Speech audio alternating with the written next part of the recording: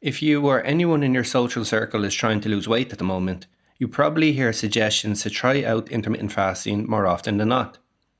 One of the reasons it's so appealing is that people think that they largely won't have to change their current eating habits as much as they would with other approaches, since the shorter eating window daily or weekly should be in theory facilitating a caloric deficit already. But what does the literature say? Well, today we'll be going through it. Before we begin, it's important to note that if you have a medical condition, please consult your doctor before trying intermittent fasting. And as always, please take note of our disclaimer.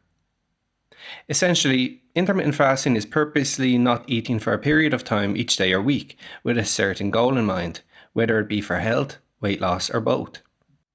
But there's different methods to it. When we're talking about people who aim to make use of the diet daily, this is referred to as time-restricted eating. The 16-8 diet would fall into this category, where one would fast for 16 hours and eat during an 8-hour eating window.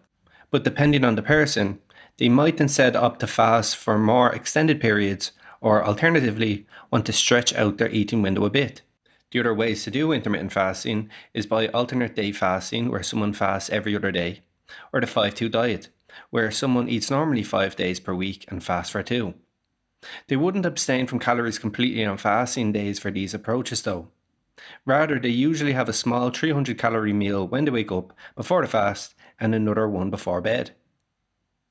Now, while that marginal caloric intake might sound very excessive, it's thought that as long as you're spacing out the fasting days with at least a day of normal eating in between, that'll compensate for the associated reduction in micronutrient intake for overall health on fasting days.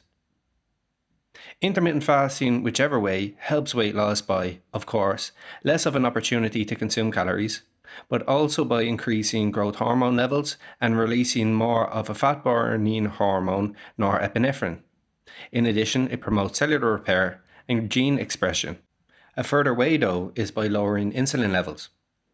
At meal or snack time, our food is broken down into glucose, a type of sugar, in our bodies. Our bloodstream then absorbs that sugar and brings up our blood sugar levels. As a result, this increase in blood sugar tells our pancreas to create and release insulin into our bloodstream. Insulin then binds to our cells and works as a kind of key to unlock them in order to allow the sugar to enter. In layman's terms, this is how our bodies convert blood sugar into usable energy. Yet, if our bloodstream has more sugar than our cells need to operate, insulin will signal to us to redirect the excess to our fat cells. That way, when we start to run low on sugar later on, between meals or while we sleep for instance, we'll still have a backup source of energy to keep things running smoothly. Therefore, this is why reducing insulin through intermittent fasting is advantageous for weight loss. It causes a lower ability for fat to be stored along with a higher potential of using already present fat stores to be taken apart and used as energy. However, be aware that this effect does increase the likelihood of hypoglycemia at the same time, so it's recommended that diabetics do not undertake this diet for this reason. Also, those underweight, with hormonal imbalances, or with eating disorders are not advised to use intermittent fasting as well as the elderly and pregnant and breastfeeding women. Now let's get to the evidence in relation to intermittent fasting's impact on weight loss. A review of 4 studies on intermittent fasting found that the diet was indeed effective for short-term weight loss. However, the authors of the study advised that trials with long-term follow-up periods are needed to follow the maintenance of weight loss from the diet. In contrast, another article suggests intermittent fasting may be less effective than other diets that regularly restrict calories. A meta-analysis conducted in 2018 by Chiaffi et al. Found that comparable results toward weight reduction were achieved between intermittent fasting and traditional diets. Similarly, the authors of this study also indicated that longer trials are needed to draw definitive conclusions. So the literature indicates that while intermittent fasting can offer benefits for weight loss, it's only proved to do so short term, and even then, its effect is similar to alternative diets that don't necessitate such a change in eating frequency. This ultimately leads us to the question of whether the diet is worth undertaking. Well, we are always hesitant to give a singular diet recommendation to everyone since we're not all one and the same. What could work for one person mightn't work for you and your lifestyle, and vice versa. But at the same time, We recognize the importance of sustainable diets as successful weight management is really a long-term goal. And we find that intermittent fasting is one of the harder diets to go by this way.